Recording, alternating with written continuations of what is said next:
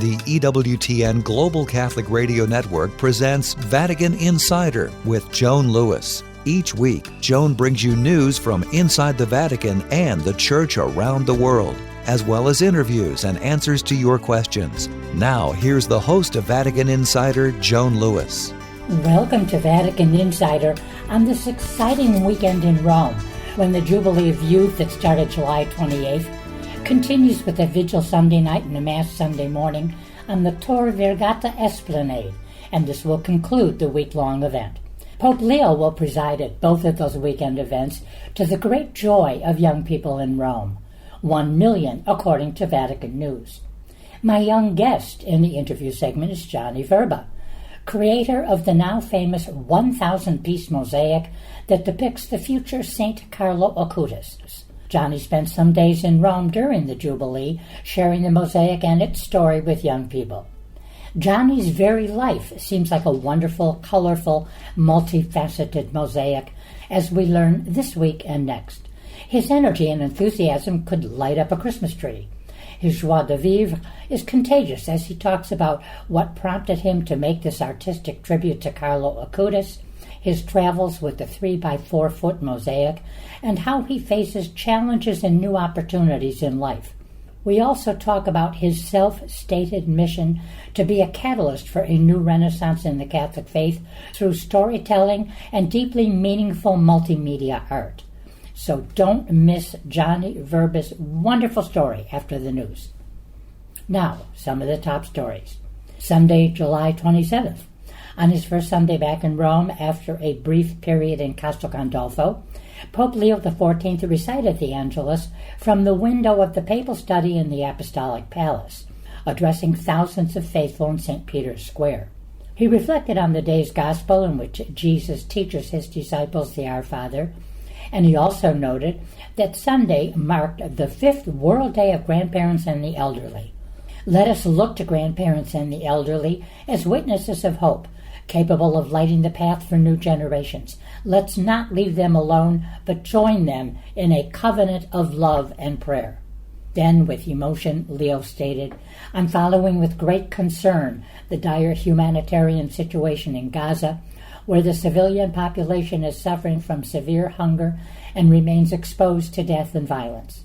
I renew my heartfelt appeal for a ceasefire, the release of hostages, and the full respect of humanitarian law. He also had greetings in English, including a shout-out to EWTN's Summer Academy participants. Monday, July 28th. Greeting young people from his beloved Peru who are in Rome for the Jubilee of Youth, Pope Leo gave them some homework, asking them not to let the Jubilee be for making memories preserved in photos, but to bring the good news of Christ home, and to make all people they meet see the face of Christ. I would like that when you return to Peru, you flood those lands with the joy and strength of the gospel, with the good news of Jesus Christ. And of course, this is a great message for all ages. Also Monday, Pope Leo expressed sorrow and spiritual closeness following the deadly attack on a church in the Democratic Republic of Congo. Over 40 people were killed Sunday when rebels stormed the Catholic Church during a vigil and opened fires on worshipers. May the blood of these martyrs become a seed of peace, reconciliation, fraternity, and love for the Congolese people, the Pope wrote in his message following this brutal attack on the church. Also Monday, in a message to the International Federation of Catholic Universities, Pope Leo called on Catholic universities to remain firmly rooted in Christ, the source of true wisdom. Quoting from the Church Fathers, including St. Augustine and St. Paul, he highlighted the enduring need for Catholic institutions to illuminate the Holy Spirit by anchoring knowledge in divine truth. And again, Monday, Pope Leo addressed a group of young French catechumens and neophytes, that is to say recently baptized, saying, what joy to see young people who are committing themselves to the faith and who want to give meaning to their lives by letting themselves be guided by Christ and his gospel. Tuesday, July 29th. Tuesday evening, Archbishop Rino Fisichella, pro-prefect of the Dicastery for Evangelization, presided at the opening Mass for the Jubilee of Youth in St. Peter's Square. At the end of Mass, To the immense surprise and joy of all present, Pope Leo thrilled the young crowds with a surprise ride on the Popemobile, circling the square and riding the full length of Via della Conciliazione. He told the young people, speaking off the cuff in 3 languages, "You are the salt of the earth, the light of the world." And he invited them to pray for peace. As one media outlet put it, a rock star was born. Earlier Tuesday morning in St. Peter's Basilica, at the close of Mass for digital missionaries and Catholic influencers, presided over by Cardinal Luis Tagle, Pope Leo joined the faithful, and he spoke and challenged everyone to use social media to promote a human culture. In 3 languages, he called for an end to violence in the world, saying that proclaiming peace is the mission of both the world and all those who've gathered in Rome for the Jubilee, stating digital missionaries are essential to this mission. Peace needs to be sought, proclaimed, and shared everywhere, both in the tragic places of war and in the empty hearts of those who've lost the meaning of existence and the taste for interiority, for spiritual life. Also Tuesday, the Vatican released Pope Leo's prayer intention for August 2025, inviting us to pray, quote, that societies avoid internal conflicts due to ethnic, political, religious, or ideological reasons, and encouraging us to seek paths of dialogue and respond to conflict with gestures of fraternity. Wednesday, July 30th. After a break in July, Pope Leo resumed weekly general audiences, this week concluding the catechetical series on the public life of Jesus, which he described as being marked by encounters, parables, and healings. Leo said, "This time we are living through also needs healing." And he described today's world as being marked by a climate of violence and hatred that deeply wounds human dignity. Our society, he said, is growing ill, not from isolation, but from a kind of overload. We are hyper-connected, bombarded by images, sometimes false or distorted. Social media, he warned, has produced a kind of emotional bulimia, where too much input leaves us exhausted and confused. Reflecting on the gospel story of Jesus healing a man who was deaf and mute, Leo said, after meeting Jesus, the man begins to speak again. And this detail reveals a deeper truth. Perhaps the man had been silent because he didn't know how to speak, or he didn't feel adequate. Let us ask the Lord, said Leo, to heal our way of communicating and to help the church remain a place where every person can hear his word, be healed, and become a messenger of his salvation. May our words heal people, not hurt them. At the end of the audience, the Holy Father renewed his sorrow for the brutal terrorist attack on a Catholic church the night of July 26 and 27 in the Democratic Republic of the Congo, where more than 40 Christians were killed during a prayer vigil and even in their own homes. He launched an impassioned appeal for all efforts to be made to prevent such tragedies, and he reassured Christians suffering violence and persecution that he is praying for them. Thursday, July 31st, really big news. The Vatican announced that Pope Leo XIV has confirmed the affirmative opinion of the plenary session of cardinals and bishops, members of the Dicastery for the Causes of Saints, regarding the title of Doctor of the Universal Church, which will soon be conferred on St. John Henry Newman. Thus, Cardinal Newman is the 38th saint to be named a Doctor of the Church, a title given to those who have made significant contributions to theology and doctrine through their writings and teachings. Among the doctors are Saints Augustine, Thomas Aquinas, Jerome, Pope St. Gregory, John Chrysostom, Basil the Great, and Gregor of Nazianzus, to name but a few. The 4 women doctors of the Church are Saints Catherine of Siena, Teresa of Avila, Thérèse of Lisieux, and Hildegard of Bingen. Friday, August 1st. A Vatican news story reported that for the hundreds of thousands of young pilgrims who have arrived in Rome for the Jubilee, Friday, August 1st will be a day fully dedicated to the Sacrament of Reconciliation before gathering with Pope Leo on Saturday and Sunday at the Tor Vergata esplanade. At the Circus Maximus from 10:30 a.m. to 6 p.m., 200 confession stations will be available, staffed by priests and confessors ready to listen. Well, those are the top news stories, but now Stay tuned for my conversation with Johnny Verba, creator of the now famous 1,000-piece mosaic that depicts the future Saint Carlo Acutis. I firmly believe that prayer is communication with God, and if we know that God is a loving Father, why wouldn't we want to talk to God? The reality is we've got to talk to our family, we've got to talk to our friends, and if God is real, and God is definitely real, He wants to hear about our day. He also wants to know how we're doing and what our needs are. Prayer is communication with God. Hi, I'm Doug Keck. This is an EWTN Bookmark Brief, speaking with my great friend, Father Joseph Mary Wolfe, MFVA, about a new book published by EWTN. Mother Angelica Talks It Over, and it's from Mother Angelica's television show of the same name. So tell me, Father, what's the message do you think Mother was trying to get across in this series of programs related to this book? You know, she's talking to high school kids, at least on one of the programs, but I think several of the programs here in the garage studio. A lot of it, she's talking about how they too are called to be holy, to grow in holiness, to stand tall when they've got peer pressure telling them all these different things. And yet how they need to bring, even in their high school life, bring Jesus into everything. Father Joseph Mary Wolfe, Mother Angelica Talks It Over, published by EWTN proudly, available naturally through our EWTN religious catalog, EWTNRC.com for all things Catholic and all things Mother Angelica. I'm Doug Keck. This has been a Bookmark Brief. Thanks for stopping by. We'll see you next time. With news from EWTN's Vatican Bureau, you can watch all of the important events from Rome, even if you don't have TV access. Using the latest technology, we've made it possible to watch the latest news from the Holy See, all delivered directly to your home via live streams. Watch live on EWTN's YouTube channel and follow us on Facebook, Instagram, and X. Welcome back to Vatican Insider. Here's Joan Lewis.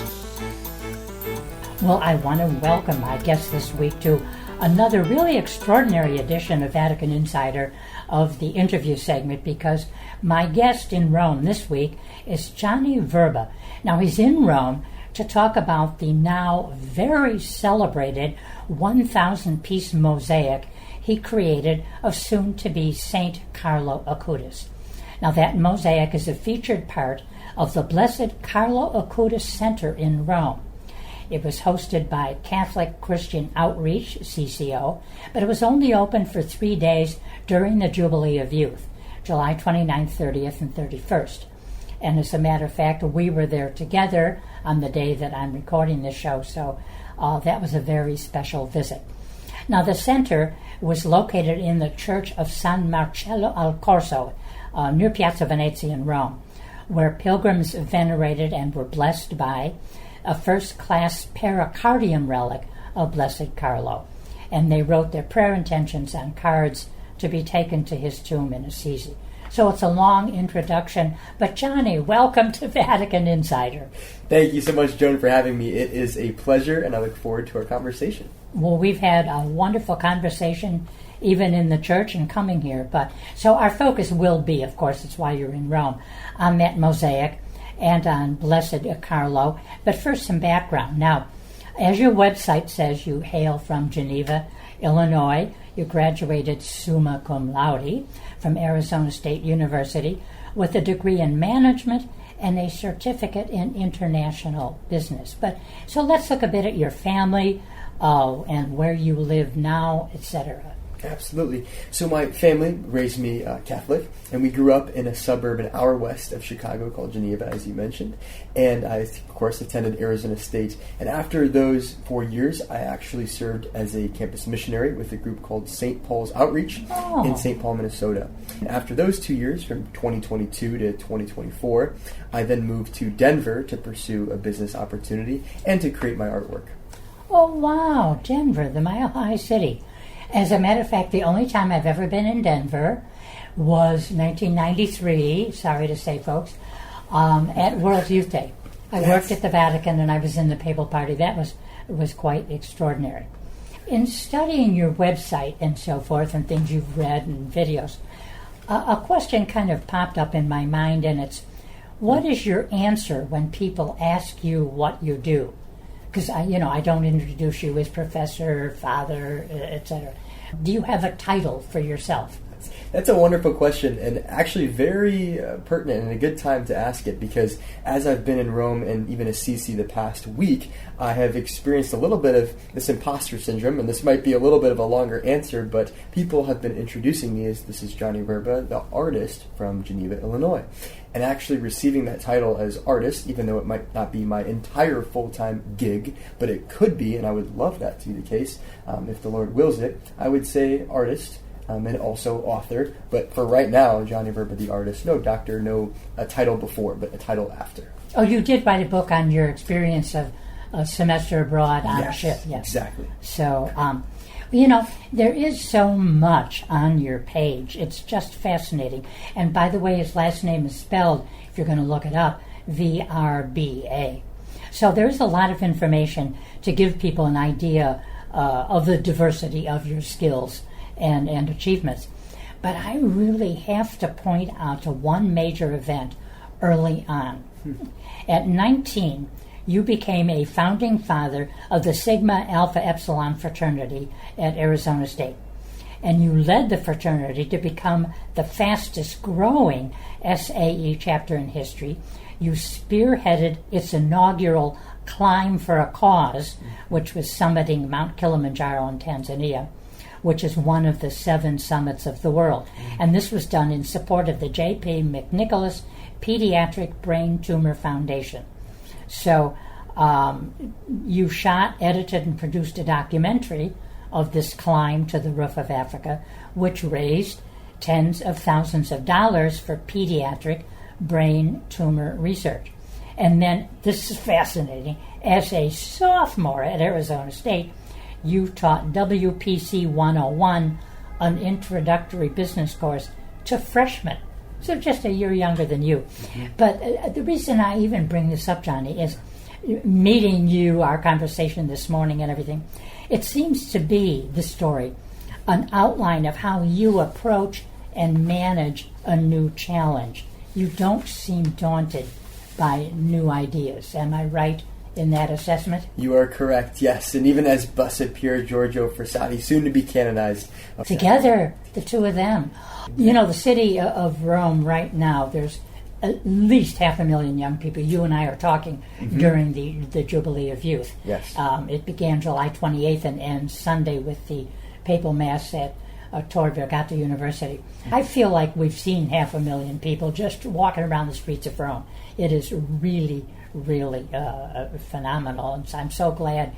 Of course, it was your Mosaic that brought you here for Carlo. But we also discovered that Pier Giorgio Frassati, whom you mentioned, born and raised in Turin, northern Italy, his body is incorrupt. So we have the first millennial Saint Carlo, and then we have Pier Giorgio, who died at the age of almost 25, I believe. That was 100 years ago. And both of them incorrupt bodies. It's quite amazing. But that is how you approach things, like you did with at Arizona State. Nothing's... You say, why not? Instead of saying why in front of a challenge. Yes, in the fraternities, if you go back to 1856 in Alabama, when our Mother Mew, the first chapter of Sigma Alpha Epsilon, started, the founding fathers, and please, I encourage you to look this up. It's public, and it's something that we all recite as SAE brothers, and it's the true gentleman, and it's something that we want to uphold ourselves to, and it's not always the case. And you find this reputation with fraternities that it's not a very good one, and there's a lot of stuff that can happen at parties and such and such. The true gentleman is exactly what Carlo's teachers said about him. He was a true gentleman. And so this creed is sort of the fraternity, the Christian, the actual, like the high ideal. And it kind of mimics the Nicene Creed. And so even fraternities today, yes, we want to emulate and go back to our roots. Roots have sometimes been destroyed. Roots of a tree, it can be bad weather, it can be a disease or something. But the true, real roots of an organization, etc., are usually the best anyway, right? Now, interestingly enough, again on your webpage, it ends with this. Johnny's current mission is to be a catalyst for a new renaissance of the Catholic faith through storytelling and deeply meaningful multimedia art. So was it this mission, your current mission, that led you to make the Carlo Acutis Mosaic? But I will be featuring a picture of it on my blog, as I always do.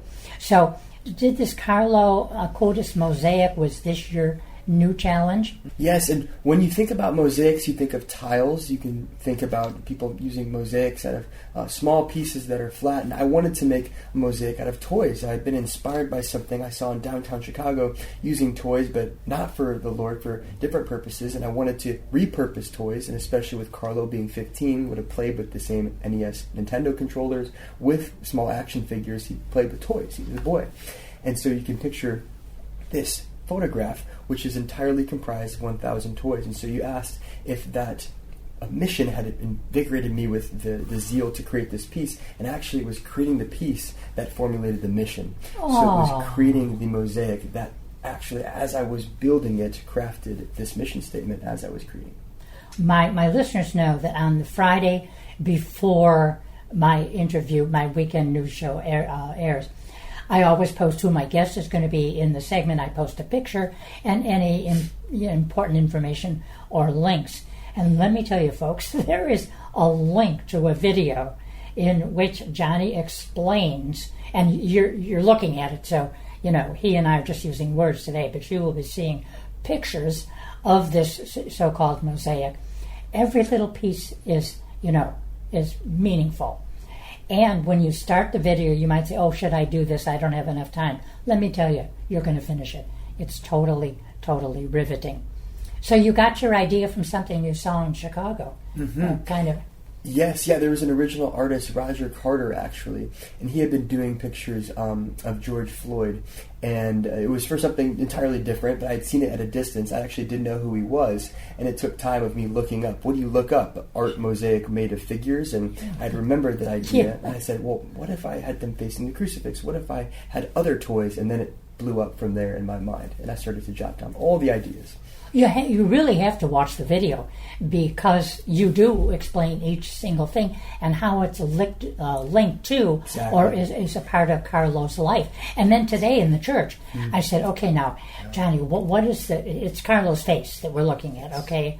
But the background to this piece, which is 3 by 4 feet, you said, the background, it's green, and you told me that is grass. Say that again to our listeners. Yes, that is a grassy turf that is glued on there with actually a spray concrete cement. And of course, that's the pitch. That is the turf. That's the grass that Carlo would have played is the beautiful game, football. So you have the 2 soccer goals. And so everything is incorporated. Okay, and then when I do put up the picture that I took of that, I will explain the grass as well and the two soccer goals. To look at that a little more in depth, how you made the mosaic. We're hearing all these little parts that are going together, the time involved, and what inspired the different pieces. Well, the time was approximately 6 or 7 months working on other things, and of course being on mission at the same time, and it was about 500 hours in total. Just quite a few hours. I was keeping track from idea in my head to starting to do an outline on paper to then actually buying the materials on Facebook Marketplace and finding. I didn't have 1,000 figures. I had a couple hundred maybe, but I still had to go out and find these toys. And beyond that, the initial connection to Carlo, I had never heard of Carlo until beginning of summer 2024, when a student named Allie, who I was very close friends with, told me about Carlo and introduced me to him. And that's what got the gears turning about different toys and creating this piece. And she reminded me that, he was just, the canonization was not announced, the date. So I knew in November they would announce the date, and then potentially I could bring it to Rome. And as a matter of fact, you've met the family. You've been to Italy. You've met. Did you meet his dad too, or just you met mom and dad? We originally had a meeting with Mrs. Acutis, but it was actually canceled due to Papa Francesco's passing. And so I've never met the family. Oh, well, he was supposed to be, Carlo Acutis was going to be canonized on April 27th, a Jubilee of Young People. Mm-hmm. And as you said, the Pope died, Easter Monday, so his funeral was on the 27th. So, and we were there, yeah. Obviously, yes, exactly. So, one day I hope to meet the family 100%. And they know of the piece. They've seen the website, but they haven't seen it in person. Oh, they haven't? Yes. Oh, they have how not. exciting. The goal was for my 25th birthday to bring it. We actually had an appointment set up with Antonia in Assisi on the 28th, the day after the supposed canonization. That was canceled. So they were going to meet and to see it, and that was all postponed indefinitely. But Sure. it's in Italy. They live in Milano, so they will come to the Centro San Lorenzo. How is that packed for travel? That's a great question. Because it's so delicate. Very carefully. It's all third dimensional, because if you were to lay this on its side, on a table, flat on a table, you're still looking at the crucifix up. There's 3 dimension there. The pieces stick out and they're delicate, and it cannot have any weight on that side at all. So shout out to Phoenix Art Care in Arizona, a Catholic group in Sacred Art Galleries down in Mesa and Scottsdale. And they helped me create a frame that would put no pressure on any of the figures, no matter what dimension that DHL twisted it. And so it was actually very safe the entire time. And when it arrived, there was a big reveal and a whole bunch of air in our lungs, and we held our breath, unscrewed all the 26 nails, opened the cover, and Carlo was intact. Wow. Oh, thank God. Well, that's all the time I have today with Johnny Verba, creator of the now famous mosaic that depicts future Saint Carlo Acutis. Johnny had spent some days in Rome during the Jubilee of Youth, sharing the mosaic and its story with young people.